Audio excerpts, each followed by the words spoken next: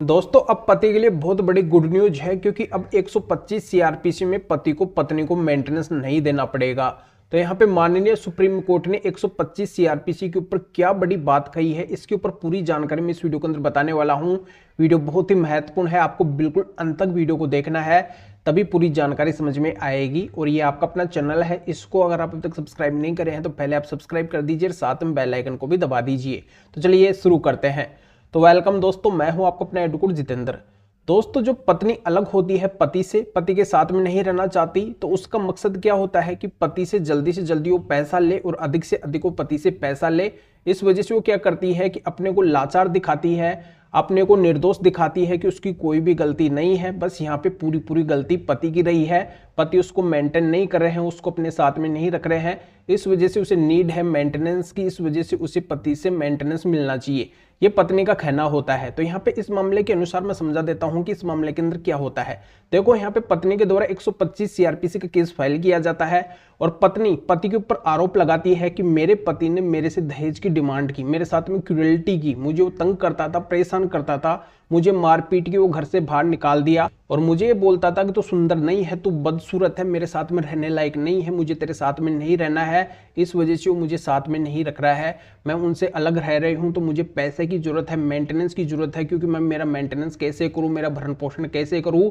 पति अपनी जिम्मेदारियों को नहीं निभा रहे हैं, इस वजह से मुझे पति से मेंटेनेंस चाहिए। तो पत्नी के तमाम आरोप पति के ऊपर होते हैं, पर यहाँ पे ट्रायल कोर्ट के द्वारा मामले की गहराई को देखते हुए पत्नी के मेंटेनेंस केस को खारिज कर दिया जाता है, यानी कि पत्नी को ट्रायल कोर्ट से कोई भी फायदा नहीं मिलता है। तो फिर पत्नी क्या करती है कि इसकी रिवीजन हाई कोर्ट के अंदर फाइल करती है और हाई कोर्ट से पत्नी को फायदा मिल जाता है, पत्नी के पक्ष के अंदर हाई कोर्ट का ऑर्डर हो जाता है। तो फिर पति इसकी अपील माननीय सुप्रीम कोर्ट के अंदर फाइल करते हैं कि पत्नी जितने भी आरोप लगा रहे हैं कि मैंने उससे दहेज की डिमांड की है, मैंने उसके साथ में क्रूरल्टी की है, मैंने उसको मारा है, पीटा है, उसको बदसूरत बोला है, तो यहाँ पे किसी भी बात को पत्नी साबित नहीं कर पा रही है। पत्नी के पास में इन बातों के कोई भी प्रमाण नहीं है, कोई भी सबूत नहीं है। मैंने पत्नी के केयर के अंदर कोई भी कसर नहीं छोड़ी, मैं उसको घुमाने फिराने के लिए भी लेके गया, मैं उसकी मनपसंद की जो भी चीजें हैं उसको खिलाया पिलाया, उसको अच्छे से रखा, उसको पढ़ाया लिखाया भी, उसको पढ़ने की इच्छा थी तो मैंने उसको आगे भी पढ़ाया, मैंने उसका बैंक अकाउंट भी ओपन करवाया, वो अपने बैंक अकाउंट को भी ऑपरेट करती है, मैंने उसको सारी सुविधाएं दी जो एक पति अपनी पत्नी को देते हैं, उसका केयर करते हैं, तो सारा केयर मैंने किया है, मैंने कोई भी कमी अपने केयर के अंदर नहीं छोड़ी है।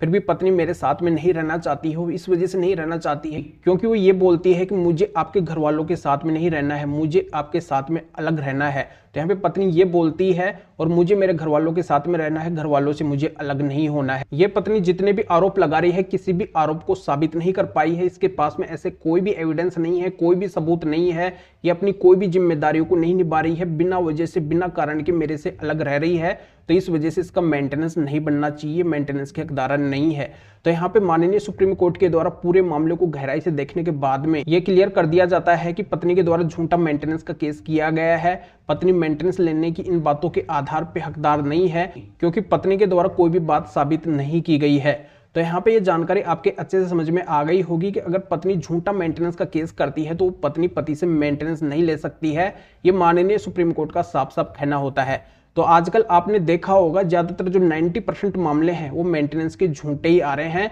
यानी कि इस जजमेंट से 90% 125 सीआरपीसी के झूठे मामलों के अंदर पति को फायदा मिल जाएगा। तो जानकारी आपके समझ में आ गई होगी। अभी आपको करना क्या है, वीडियो को लाइक करना है और शेयर भी करना है जो और लोगों तक जानकारी पहुंच सके। और इस जजमेंट का लिंक इस वीडियो के डिस्क्रिप्शन के अंदर दिया गया है, डिस्क्रिप्शन में जाके इस जजमेंट के बारे में आप अच्छे से जान सकते हैं कि मामला क्या है और भी अच्छे से बातें आपके समझ में आ जाएगी। तो फिर आगे मिलेंगे आपसे नए टॉपिक के साथ में। आप सभी का बहुत बहुत धन्यवाद।